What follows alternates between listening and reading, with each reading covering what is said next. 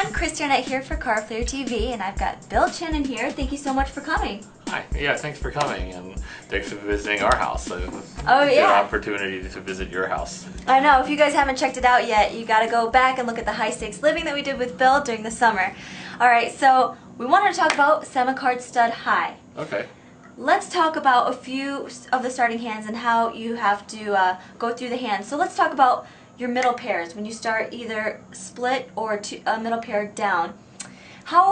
What kinds of things are you looking for to decide if you want to continue in the hand? Well, there are two things. First of all, stud is a game of live cards. So if your middle pair is duplicated, like if you have sixes, actually sixes is a small pair, say nines, and a nine is out, then you're going to be like loath to play it. Like you would only like play it in a steal position.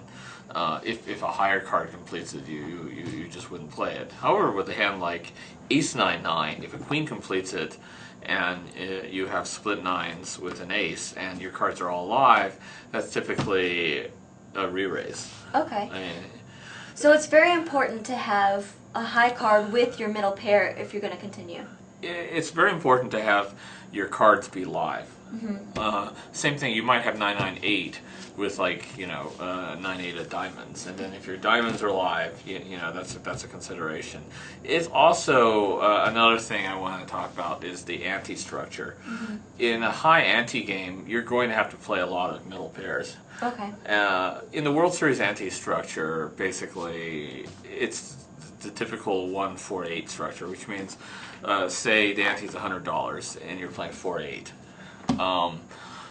In that case, if there's a full table with 8 players, there's going to be 800 in the pot. $100 bring-in is 900. You usually put in 400 to win 900. Okay. So you can't let the high card get away with stealing. So you're going to have to defend with your middle pairs a lot. In another structure, let's take the opposite extreme. The typical 10-20 game is played. $10, $20 ring game is played with a $1 ante. So then you have like a $3 bring-in. You're putting in $10 to win $11 in the full game. So Okay. that's a much tighter structure. You can probably fold your small pairs with small kickers then. Okay. Yeah. Now, you talked a lot about live cards. When you have 3 to a flush, they're not connected. How many cards, if you see that they're out, how many cards with the same suit are you looking for in order to know if you need to throw it away? Well, again, if I'm totally live in a full game, I will usually play it even if it's a pretty crappy looking flush. Let's make an example. Queen 8-3 or something like that with spades. If they're totally live, I'll still play it just because it's much easier to make a flush. And I'll generally stay until 5th Street, even if I break on 4th. If there's 1 or 2 dead cards out, I need some high cards, like Ace King 6 of spades is definitely a good hand, because if the Ace and King are higher than all the other cards out there, like if I have the Ace of spades showing and a Queen completes it, I will typically re-raise with the Ace. Just because he doesn't know I don't have aces, and if I have Ace King 6 of spades, that's a pretty good playing hand against queens if he actually has queens. Right. Nowadays, he might be stealing too, and have Queen Jack 9 or something like that. Now, when you have a drawing hand or your middle pair that hasn't improved, when do you really need to make the decision, or what street is the most important that you need to figure out whether you're going to continue with a hand? 5th Street is the most important decision point, and if you have a medium pair and you decide to play it, that's sort of the time to dump it. The reason for that is, okay, there are some exceptions. If your opponent catches something really scary, like typically pairing their door card, you can fold on 4th, especially since they can make the double bet. Even if they just don't make the double bet, you should probably fold frequently on 4th. Okay.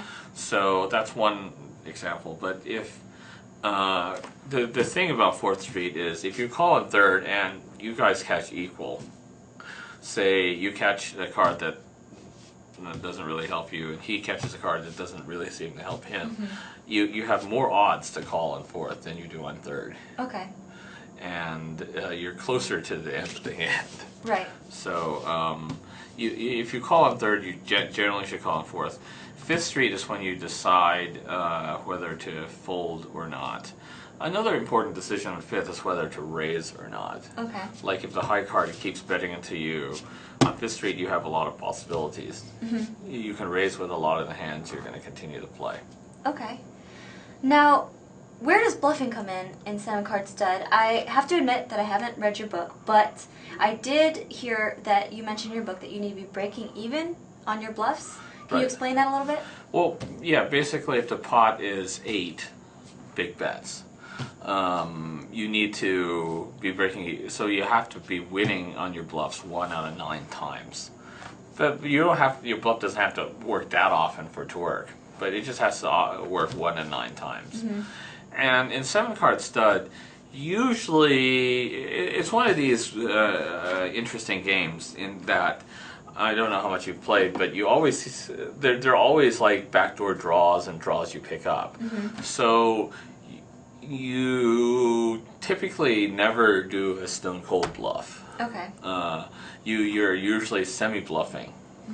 You know, you're betting with a draw, or you're betting with a smaller pair, but you have like higher kickers and like a backdoor draw. To make a better hand. Right. Okay. So 7-card stud, you're generally like either value betting or, you know, semi-bluffing.